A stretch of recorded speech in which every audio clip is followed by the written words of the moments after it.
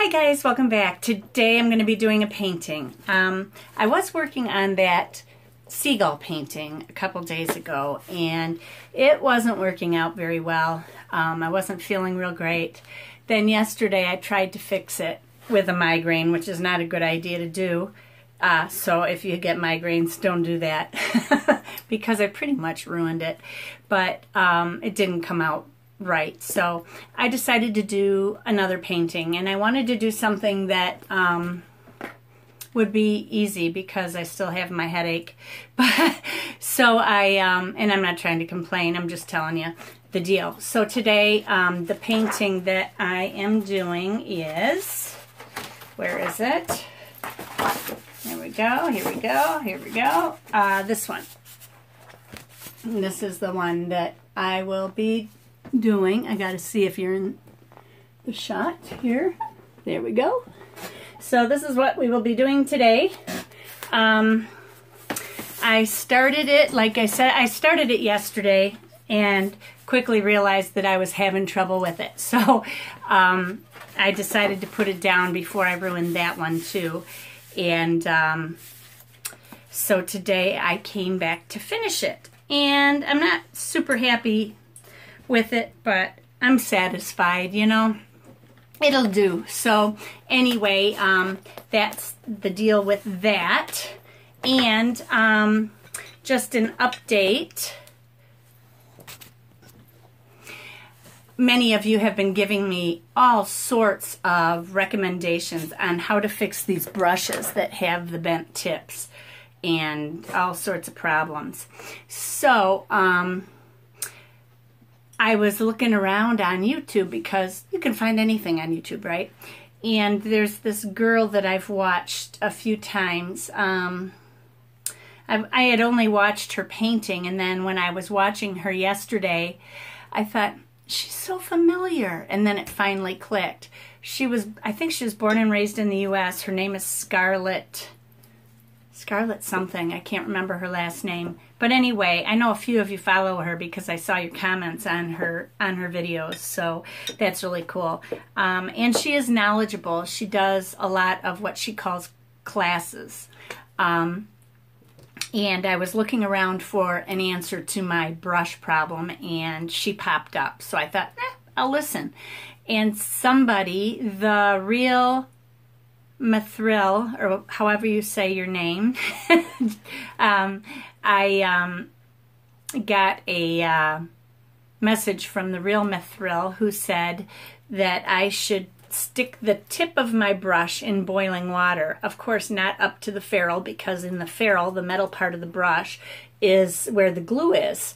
And if you watched that video that I had posted the other day on making brushes, that was a really cool video to watch. But and they do make excellent brushes. I have a few of their brushes, actually. I have a ton of their sables. All of these little sables are Da Vinci sables, and I've got one here that's got a little bit of fraying of the tip, so I've got to see if I can fix that too. But anyway, I'm going to go ahead and try dipping them in boiling water. And I will do it in a video so I can show you whether it works or not. Somebody else told me to put mustache wax on the tip of my brushes, but putting wax on a watercolor brush is not a good idea because wax creates a resist on paper, and if you have any residual wax on your brush, it will either clog the hairs or it will get into the paper, and then you've ruined your paper when you're trying to paint. Another response I received was to try I can't remember what. But the one thing I did notice that Scarlett does, and I'm going to buy as soon as I can afford to buy anything because I've spent too much money, so I have to chill out. They may be cutting off half of my disability, and my long-term disability insurer is trying to say that I can go back to work. Whatever. I'm fighting it, and I'm seeing a doctor today. Actually, in about an hour and a half, to have an exam and talk to me about what my restrictions are so that she can provide them to the long-term disability people. So I'm hopeful that it'll go through. But the longer I'm on it, the harder it is. And it's all because people scam the system, you know? Pisses me off when people scam the system, excuse me, because then there's people like me who don't scam the system. I was shocked when they put me on disability. I had never seen it coming. I just thought I was going to have to keep biting the bullet and push through. And then they said, oh no, you can't go back to work. So I didn't. And that's when I started painting. And I know I can't go back to work even if they cut my disability off. I can't. I can't even walk into a hospital with my PTSD. So, but anyway, I'm getting way off track. So I'm going to go ahead and try the boiling thing. I will do a video on it, and we will see if it fixes my brushes. I am so hopeful that it will. And I'm going to buy, oh, I know what I was going to say. I want to buy some gum arabic, because one thing that I noticed that this Scarlett does is that she gum arabics her brushes so that they don't fray at the edges, so they don't flail out, and it protects them and keeps them safe. Like on this brush, I think I cut a couple bristles off, but when they dry, they start to flail out. You can even see on this one these little hairs. I don't know if you can see them sticking out. They kind of match my hair color, but there's hairs. See them sticking out there? And I want to protect that. So I think if I get gum arabic to protect the brushes that I'm not using, that I should be okay. But I need to get a bottle of it so that I can do it. Gum arabic is all that they put on it. And if you've heard the term, or heard the words gum arabic before, it comes from a tree. It is vegan, and it comes from the gum tree, actually. And that's what they put on brand new brushes when you are purchasing them in a store. And you really should not buy a brush that has been cracked and all the gum arabic has been cracked out of it, because it could damage your brushes. I always look for ones that are either still in their plastic sleeve, or that they have gum arabic on them and they're stiff as a board, and then I will purchase them. But I don't normally purchase brushes in stores because I worry about that. But this is how this brush should sit. And it's already kind of getting some fluffy edges. And I don't know if that's just from painting with it. I don't know why my brushes do that, because I take such good care of them. I'm so careful with them. At least I think so. Hi everybody, today I'm going to be doing a pretty simple landscape. And I'm going to be working again in my Pentalic 8.5 by 11 watercolor journal. It's called the Pentalic Aqua Journal. And today I will just be working on a landscape pretty simply. I said I was going to work on this seagull over here, but I'm so unhappy with the way it was turning out, and I was trying to rush it, that I'm just going to go ahead and do a fairly simple landscape today. I think that because I have a migraine, I'm just gonna work on this one. This is from Paint My Photo, and it's pretty simple. I'm not sure that I'll put the people in. I don't know that having the people there is of benefit to this photo. They aren't the focal point. I'd say the focal point is right in, whoops, right in here. That's another one I want to do sometime soon. But today I thought I'd work on this one. I love this tree. It's got a lot of green moss on it and stuff. So I'm just going to go ahead and work on that. So let's get started, shall we? I think today I'm just going to take a little bit of sap green to draw in my lines, because most of it is green anyway. No need for pencil. So it looks like this first part shows that the hill starts right about here. It's about halfway, so right about here. and then it comes down, and then at the point right about here is where the lake comes in. It curves in this way.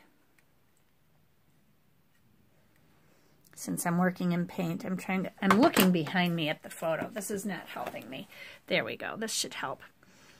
Then there's a point here where it comes in further.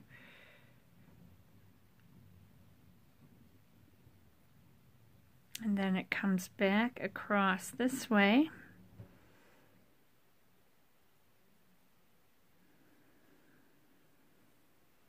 And it runs off that way. And then, I don't know if that's a lake or a river. It almost appears like a river the way it goes back. It kind of drifts back to nothing back here. And then on this side is a tree that comes up to about here. It comes way into here. And then we've got the hill back here, which is almost the same height. This one I'm going to raise up a little bit. And this one comes up like this. And then this comes down like this. Okay. And the tree, I think I'll draw the tree in with pencil though. So let me grab a pencil. Okay, so I drew very lightly in pencil this tree in. It was easier for me to do it on my lap than on the incline on the plein air easel. So some of you were asking, why don't you just, or somebody asked me, why don't you just lay it flat? And my reason for that is because this tray below me, I have a leg over here and I have a leg over here, and I can only get so close. I'm almost at an arm's length away. I can move this sideways, put it on the other side, but I'm trying to learn how to use this without having to adjust anything. I wish this had an arm on it where I could pull it forward, but if I pull it forward, then I can't see my palette either. So it's really more conducive to standing and working because you can get much closer, but I end up leaning in from my chair anyway, and I do that on a table. So I'm just trying to get a handle on using this so that when I do plein air paint, I can paint without having to worry about all the adjustments that I need to make at that point. So I was thinking about masking my tree in, and I'm not going to do that either because most of it's a dark tree, and this tree back here I can kind of bring in a little bit now. Here we go. Actually, it needs to come up higher. There, that's going to be in behind it. So I can paint the background and then put the tree in afterward. It shouldn't be a problem. So what I'm going to start with here is some ultramarine blue. And today I'm just using my Rosemary & Company Series 40 Triangle brush. They should be coming out with new brushes this year. This triangle brush is a squirrel brush, and so if you're not an animal person, brush person, then I would suggest that you don't use this brush or purchase it, but it is a nice brush. It's an interesting brush. I wouldn't say it's my favorite by any stretch. Some people totally love them, other people don't. It's a little different. I've had this brush, I got it last year sometime, and like I said, it's okay. I think I use it more for plein air or for urban sketching than anything.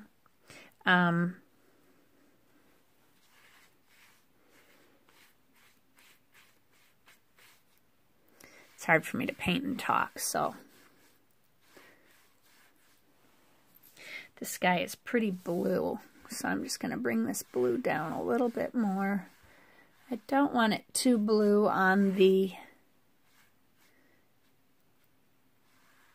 at the ground level, though, you know what I mean?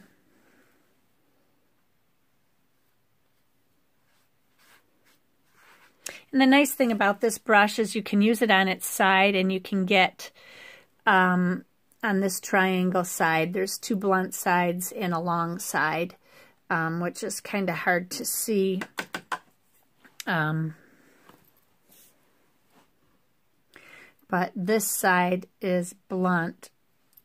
It cuts off right about here, and then you've got the long pointed side that gradually comes up here. And one of the problems I have with this brush is that I notice some of the squirrel hairs have gotten a little wavy on me. And my squirrel hair on my silver black velvet brushes, you can even see when they're dry how they flay out a little bit here. Let me get this to focus. There we go. They're still perfectly straight, those hairs. You can see these hairs right along here are still straight. These have some curly spots on them, and I keep plucking them off. So that kind of bugs me. You can't see it now because it's wet, but anyway, Silver Black Velvet is definitely a better made brush, I think, than these. And I do like Rosemary and Company brushes, but I wouldn't say they are the top of the line brush out there. But they're an affordable brush for you, that's for sure. Okay, so I got the sky in, and now I will go ahead and put this hill in on the left-hand side. This hill is very, very light. It looks like it's been burned from the sun. Oh, just thought of summer. Wow. I'm not a summer person, but I'm sick of the cold already. Now, I'm not going to add yellow into this green. I'm actually adding raw sienna into my sap to give it kind of a browned out look. And that looks like it should be pretty good. There are trees on this hill too.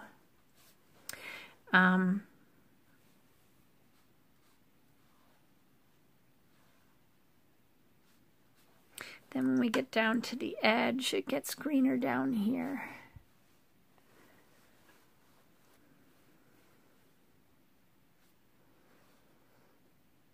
And then it gets real green along the lake and along the front here. And I'll put some deeper green in there. I'm going to use my Green Apatite Genuine on the front. This is a sedimentary color. Now, it granulates, I mean. It could be sedimentary. I didn't really check to see which type it is, but it's a mineral base, a very heavy mineral, so I would assume that it's probably sedimentary type of granulating color. But anyway, don't hold me to that. I don't need somebody correcting me. You guys probably don't care that much. When you're working with sedimentary colors or, you know, granulating colors, they granulate more if the paper is wetter when you start. The wetter it is, the more granulation you will get. No.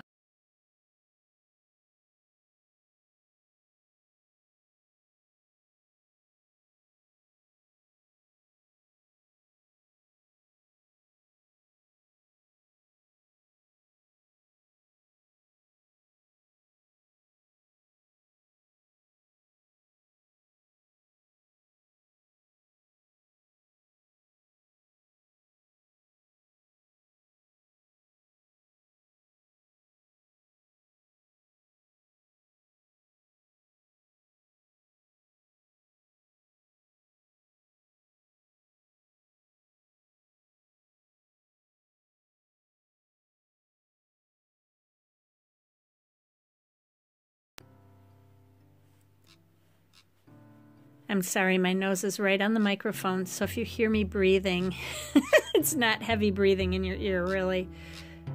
I'm just right up against the microphone.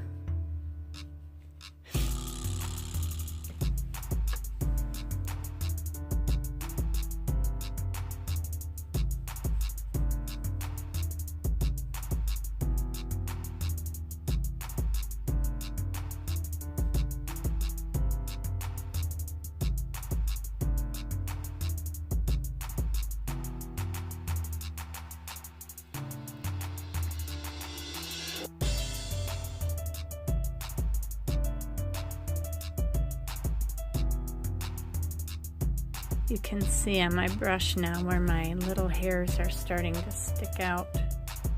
See? And they're kind of curly or wavy. They're not, I don't know if you can see it right there. Anyway, you guys don't care, do you? It wasn't a cheap brush though, you know?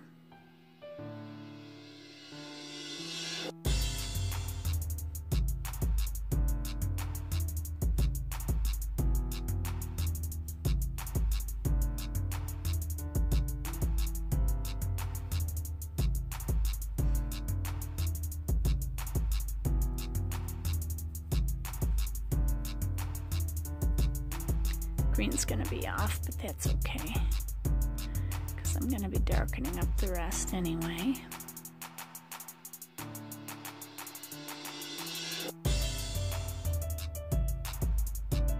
Looks like another hair there. I wonder if that's from my brush, if they're actually breaking off of my brush. That's what's worrying me, is that these hairs, I complained to Rosemary and Company about it, and they didn't do anything about it. They just said, oh, we're sorry. I guess that's all you get, is an apology. But it's strange how they're cracking. I may have to switch brushes.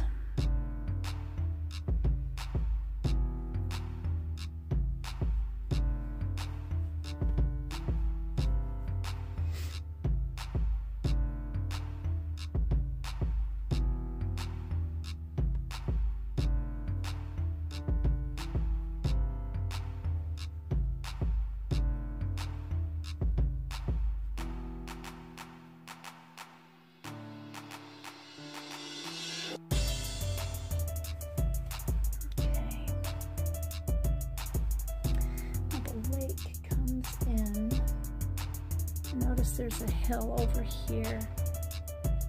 This, oops. Did I do that right? Yeah, that's okay. This comes in here.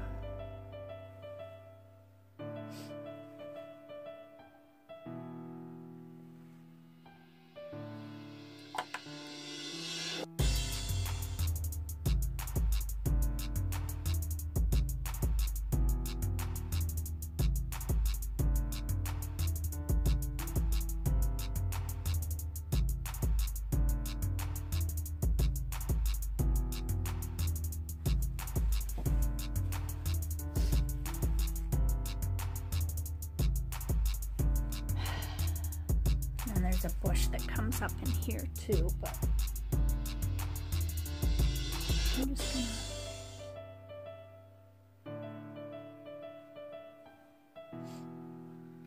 put this in.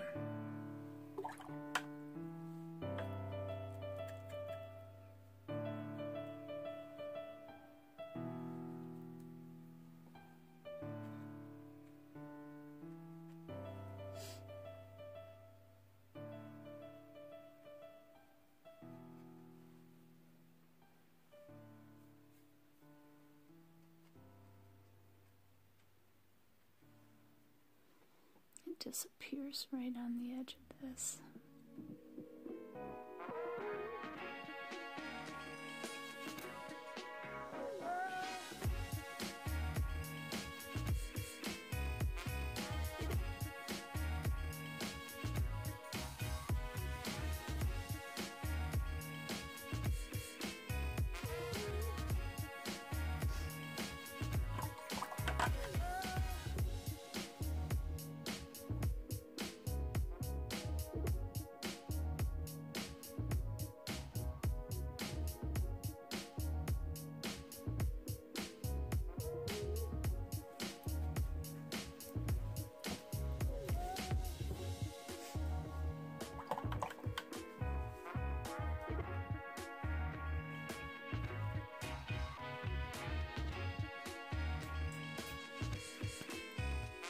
Okay, another day has passed. I stopped yesterday. I had a migraine. I still have it. But I want to paint. It's been a couple days since I painted, so I just did this yesterday in a few minutes. But I want to continue on with this painting, and I've moved to the flat surface just because it's easier for me to film, and I think I need to practice using that and Plein Air Pro without filming for a while so that I can get used to it, because I have to look around the camera and it's right in my face. I mean, right now my camera is about 5 inches from my nose or my forehead when I look down. So it's kind of hard to work with. You've always got something in your face, you know. So I'm going to continue on with this, and I'm going to speed it up a little bit to get some drawing in. There's a lot of trees and bushes that I want to place, and then I will come back and talk.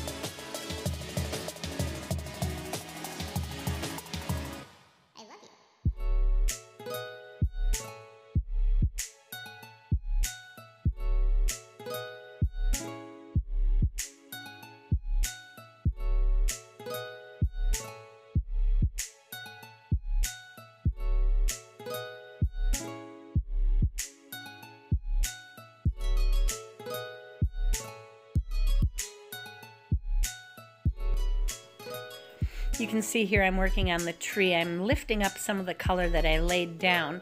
I laid the color on purpose because I needed some of that color to be there, but then I want to lift it so that it looks like the sun is shining on it, and it just lessens the value of the color. So I'm lifting it off here and there along those branch lines, and then I'll be done with the tree. I did the same thing in the water there. I'm lifting in order to lighten the area where the sky would have been a little bit brighter. And then I just added in some grasses. So that's about it. Be courageous, paint with wild abandon, and be kind to each other. Bye.